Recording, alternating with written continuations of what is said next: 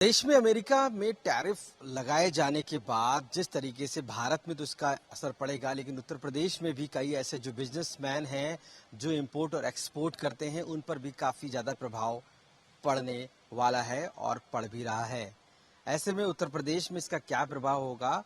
हमारे साथ श्रीलाल गुप्ता है, जो श्रीलाल गुप्ता जिनका इलेक्ट्रिकल और एग्रो केमिकल का जो बिजनेस है तकरीबन 20 सालों से वो चला रहे हैं और सिर्फ हिंदुस्तान ही नहीं, इसके बाहर नाइजीरिया, अमेरिका, रसिया, वहाँ तक ये पूरा बिजनेस है जहाँ पर एक्सपोर्ट भी होता है, इंपोर्ट भी होता है और साथ ही साथ केमिकल एक्सपोर्ट प्रमोशन काउंसिल के मेंबर हैं और इसके साथ साथ ये Indian industry association tariff regulatory के चेयरमैन भी हैं।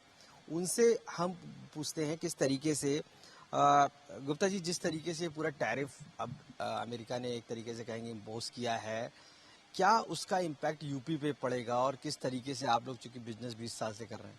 देखिए, निश्चित रूप से इस पे इसका इम्पैक्ट पड़ेगा।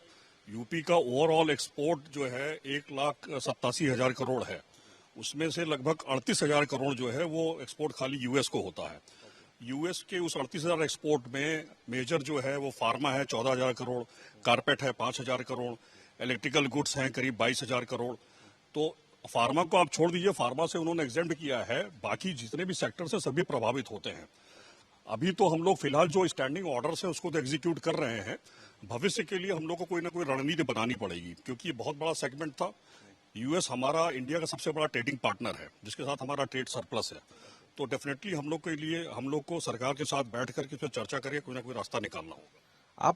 आप जो है अपना अब जो केमिकल एक्सपोर्ट का है बिजनेस वो कब से कर रहे हैं और कहाँ कहाँ किन किन देशों में होता है? देखिए, केमिकल का बिजनेस में हम लोग 2003 से हैं और अभी हम लोग यूएस को, नाइजीरिया को, वियतनाम को और रशिया को रेगुलर एक्सपोर्ट कर रहे हैं। रेगुलर एक्सपोर्ट कर रहे हैं।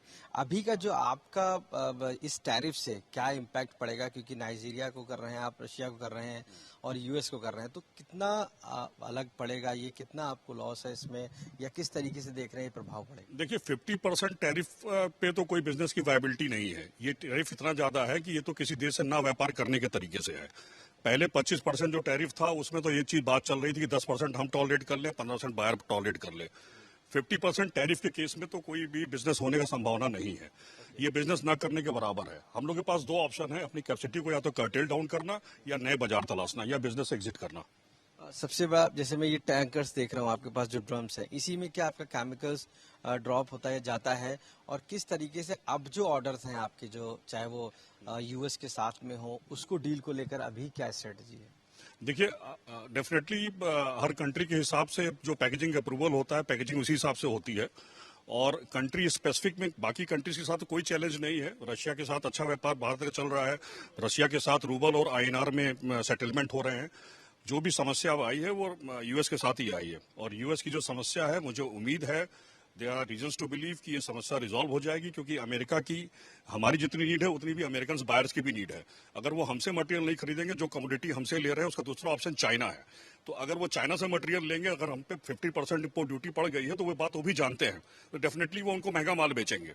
तो मुझे लगता है इस वजह से, मार्केट फोर्सेस की वजह से कुछ ना कुछ रास्ता निकलेगा and we will finally have our way. एक हम मानते हैं अगर नहीं रास्ता निकलता है तो जो आपका लेबर है, जो आपका पूरा इसमें सिस्टम लगा, मैकेनिज्म लगा हुआ है पूरा, वो कितना हैम्पर होगा? क्योंकि जिस तरीके से हम देख रहे हैं कि अपना बड़ा सेटअप है, बड़ा लेबर है, आपका प्रोडक्शन है, किस तरीके से उसको देखते हैं?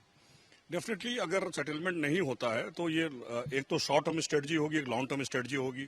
शॉर्ट टर्म स्ट्रेटजी तो यही होगी तुरंत ले ऑफ कर करके अपना मार्केट तलाशना। लॉन्ग टर्म में कोई ना कोई रास्ता निकलेगा, दूसरी मार्केट तलाशनी पड़ेगी। गुड्स तो जाएंगे, अमेरिका में भी कंज्यूम होंगे, सीधे नहीं जाएंगे, इनडायरेक्टली जाएंगे। वो कैसे जाएंगे, कैसे क्या होगा, that has to be worked out. तो क्या आप क्या किसी दूसरे देश का भी सहारा ले सकते हैं वहां तक पहुंचाने के लिए, या वो लोग ले सकते हैं? नहीं, अभी ऐसा नहीं संभव है, क्योंकि ट्रम्प एडमिनिस्ट्रेशन ने ये प्रोविजन किया है कि जो भी आप ओरिजिन ऑफ सोर्स चेंज करेंगे, अगर टैरिफ बैरियर को क्रॉस करने के लिए, तो 14% इम्पोर्ट ड्यूटी वो फर्दर लगा देंगे आपके 50% पर। तो ये आसान तो नहीं है, लेकिन डेफिनेटली जिन कंट्रियों पर इम्पोर्ट ड्यूटी कम है, 10% है या 19% है, वो डेफिनेटली चाहेंगे कि आपसे रॉ मटेरियल लेकर के प्रोसेस करके अमेरिका को दें। मैं देख रहा हूँ जैसे अमेरिका में आपका 10 से 12 जो कंट्री है उसमें कर रहे हैं आप, और नाइजीरिया में 20, का जो कंटेनर है तकरीबन वो करते हैं आप।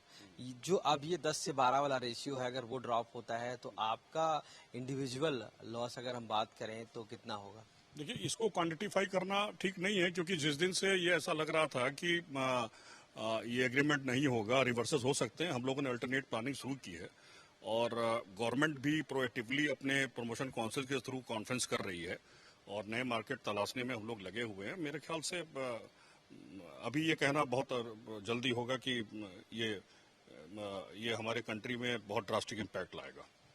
लेकिन हम एक इंडिविजुअल एक बिजनेसमैन की बात करते हैं अगर आपको, तो क्या लगता है कि संभावना, अगर ऐसी कोई संभावना नहीं बनती है या बिल्कुल ही ब्लॉक होता है, उस केस में जो आपका सेटअप है उसमें कितना एक हम लॉस जानना चाहते हैं कि हो सकता है? नहीं, डेफिनेटली बड़ा लॉस होगा वो।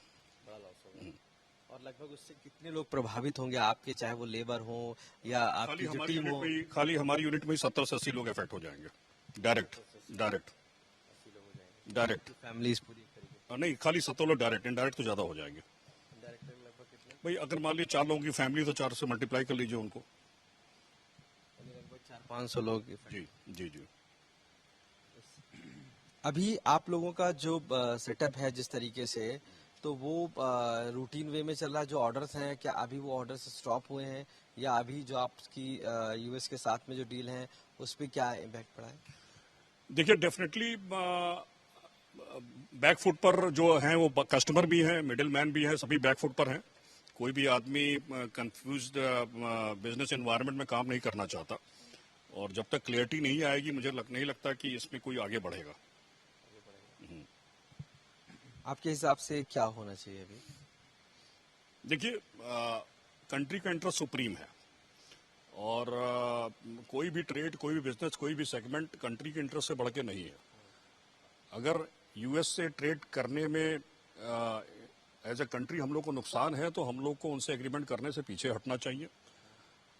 इसलिए क्योंकि, और दूसरा ये भी है कि हम लोग के लिए ये एक समय आ गया है कि हम लोग नए रास्ते तलाशें और 1991 के बाद का दूसरा इंडस्ट्रियल रिवॉल्यूशन और रिफॉर्म्स इस कंट्री में लाया जाए।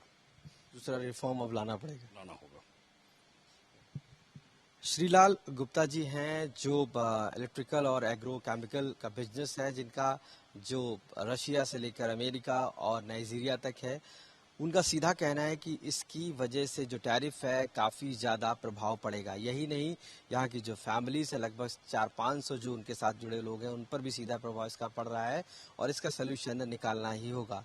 जो अभी के मौजूदा हालात हैं उसके हिसाब से उन्होंने अपनी तैयारियां की हुई हैं और माना जाता है कि सरकार, गवर्नमेंट जो है इसका सलूशन निकालेगी। लेकिन जिस तरीके से ये पूरे टैरिफ की वजह से इनके बिजनेस में जो फ्लैक्चुएशन है, जिस तरीके से वो डगमगाया है, वो कहीं ना कहीं अब संभलने का इंतजार कर रहे हैं। लखनऊ से कैमरा पर्सन गौरव गुप्ता के साथ आशीष श्रीवास्तव, आज तक।